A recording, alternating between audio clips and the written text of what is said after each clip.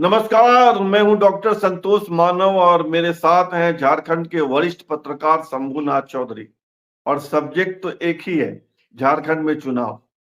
शंभू जी, जमशेदपुर पूर्वी से बीजेपी ने पूर्णिमा दास साहू को कैंडिडेट बनाया है और मैंने आज सोशल मीडिया पर देखा कि वे अपने पति ललित साहू के साथ कैंपेन में भी जुट गई हैं। तो आपके पास क्या सूचना है उनको लेकर, पूर्णिमा दास साहू को लेकर? नहीं, स्वाभाविक है, टिकट मिला है, समय कम है, अब चुनाव तो रन में उतरना ही होगा। और पूर्णिमा दास साहू जैसा कि रघुवर दास की बहू हैं वो, और यही एक पहचान है उनकी। इसके अलावा कोई दूसरी पहचान तो है नहीं।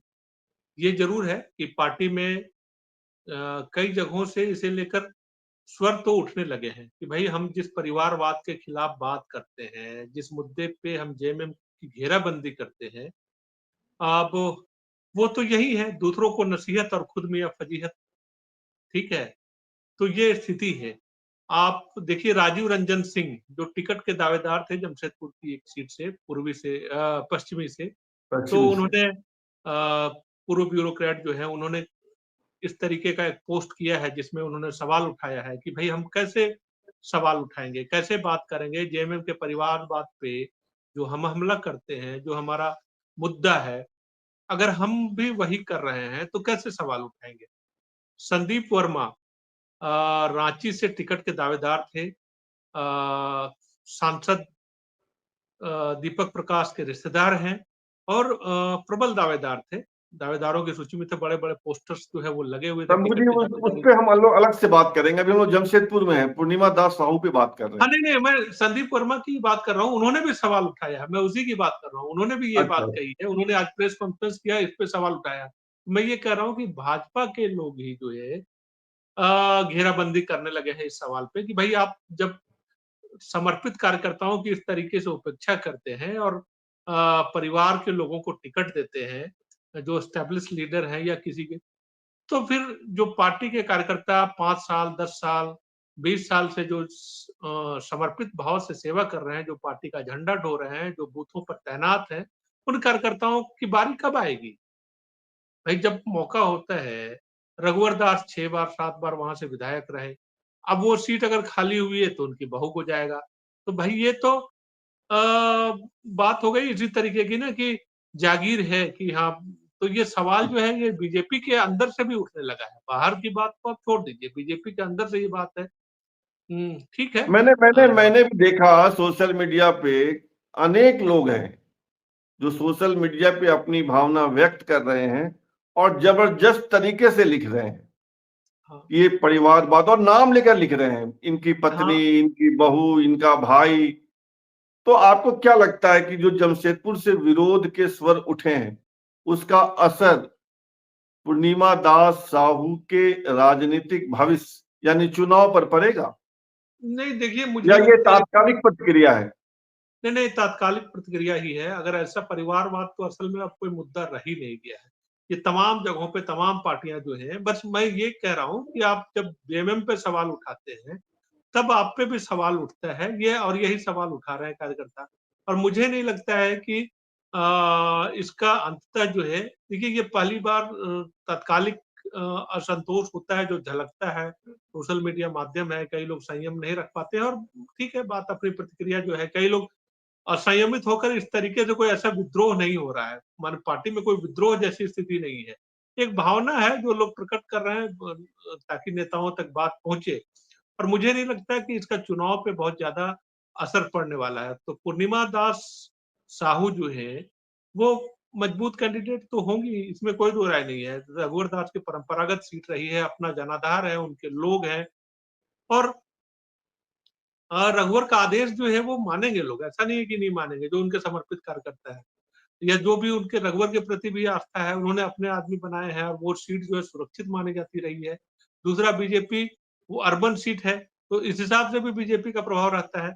अब ये मुकाबला इस बात पे निर्भर करेगा कि अ, वो सीट जो कांग्रेस के हिस्से में संभवतः जाएगी, तो वहाँ से कांग्रेस किसे उम्मीदवार बनाती है। उनके मुकाबले का जो उम्मीदवार होता है, इस बात पे डिपेंड करेगा, तब लोग तुलना मैं करेंगे। मैं मैं मैं यहाँ रोकता हूँ आपको।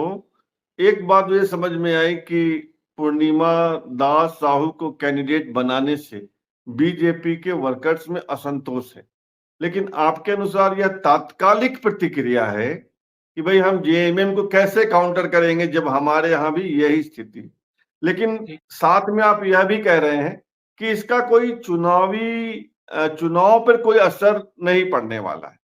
मेरा सवाल यही है कि क्या उनका चुनावी भविष्य इस बात से प्रभावित होगा कि कांग्रेस का कैंडिडेट कौन होता है? क्योंकि अब तक जो चर्चा है उसके अनुसार अजय कुमार, जो जमशेदपुर से सांसद रहे हैं, कांग्रेस के उड़ीसा के प्रभारी हैं, झारखंड के अध्यक्ष रहे हैं, वह कैंडिडेट हो सकते हैं अजय कुमार। तो मेरा सवाल यह है कि मुकाबला जबरदस्त होगा या पूर्णिमा दास साहू आराम से जीत जाएंगे? नहीं, आराम से। देखिए, अजय कुमार का प्रभाव तो रहा ही है, इसमें कोई दो राय नहीं है। अजय कुमार एक अर्बन चेहरा भी है, और अब अर्बन सीट है तो लोग तुलना करके तो देखेंगे, इसमें कोई दो राय नहीं है। पूर्व आईपीएस है, जमशेदपुर से सांसद रह चुके हैं, वहां पे एसपी रहे हैं, और बहुत इकबाल वाले एसपी रहे हैं। वही लोकप्रियता उनकी पूंजी बनी राजनीति में। ब्यूरोक्रेट के तौर पे जो उन्होंने काम किया, जो आईपीएस के तौर पे जो काम किया, वही लोकप्रियता जो है उनको, उसी को उन्होंने बुलाया। और सक्रिय है वो, कम से कम पिछले 6 महीने से मैं देख रहा हूँ कि लगातार जो है वो कैंप उन्होंने कर रखा है जमशेदपुर में, और चुनाव लड़ने की वो तैयारी कर रहे हैं, तो उनकी भी अपनी तैयारी है। सुबह बुलेट पर घूम के चौक चौराहों पर चाय पी रहे हो इन हाँ, दिनों? चाय पी रहे हैं, तरह-तरह का काम कर रहे हैं, कभी हेल्थ कैंप लगवा रहे हैं, कभी खिलाड़ियों के बीच वो किट बाँट रहे हैं, कभी ट्रैक सूट बाँट रहे हैं। इस तरीके के जो तमाम चीज़ें होती हैं वो उन्होंने तैयारी कर रखी है, और अब हर मोर्चे पे अच्छा मंजे हुए खिलाड़ी भी हैं, कांग्रेस के राष्ट्रीय प्रवक्ता हैं। पता नहीं अब है कि नहीं है, मेरी जानकारी में नहीं है, लेकिन राष्ट्रीय प्रवक्ता तो रहे ही है। तो बड़ा नाम है अजय कुमार, और अजय कुमार से जब तुलना करेंगे लोग पूर्णिमा दास साहू की, तब इसका क्या असर होता है, ये अभी कहना अभी तुरंत थोड़ा टू अर्ली होगा कि अभी हम उस पे आकलन कर लें कि क्या है। लेकिन मुकाबला तो होगा, मुकाबला जोरदार होगा, मुकाबला ऐसा तो नहीं है होगा। कि हाँ, मुकाबला जोरदार होगा ये। एक तरफा वाली स्थिति नहीं है, मुकाबला तो होगा। नहीं, बिल्कुल होगा, बिल्कुल होगा। औ और अजय कुमार जो है वो जेएमएम का भी प्रभाव है। जेएमएम ने जो मैया सम्मान योजना और बाकी सारी चीज़ें जो है, जो जेएमएम की तरफ से, या बल्कि सरकार के जो भी गठबंधन दल हैं, सत्तारूढ़ गठबंधन दल हैं, वो उन तमाम योजनाओं को प्रचारित करेंगे, बहुत सारी चीज़ें हैं, उसका भी असर होगा। ऐसा नहीं है, तो चुनाव तो कतई एक तरफ़ा नहीं होने जा रहा है। झारखंड की ज़्यादातर सीटों पर कांटे का मुकाबला होने वाला है, और जमशेदपुर, बल्कि आप कहिए कि जिस सीट पर निगाह रहेगी लोगों की, उसमें जमशेदपुर पूर्वी जो है वो एक अहम सीट होगी। लोग देखेंगे दोनों लिहाज से। अजय कुमार बड़ा नाम है, देश तक चर्चा होगी, हारते हैं कि जीतते हैं। पूर्णिमा दास साहू हारती है कि जीतती है, पूरे देश में चर्चा होगी। पूर्णिमा दास नीरज की कैंडिडेचर की वजह से नहीं, रघुवर दास की वजह से चर्चा होगी पूरे देश में। तो ये थे झारखंड के वरिष्ठ पत्रकार शंभूनाथ चौधरी। श्री चौधरी से हम समय समय पर बात करते रहेंगे और जानते रहेंगे कि झारखंड में चुनाव को लेकर क्या कुछ चल रहा है। फिलहाल इतना ही, और आपसे आग्रह है कि आप इस चैनल को सब्सक्राइब कीजिए, ज्वाइन कीजिए, लाइक, शेयर और कमेंट कीजिए। धन्यवाद।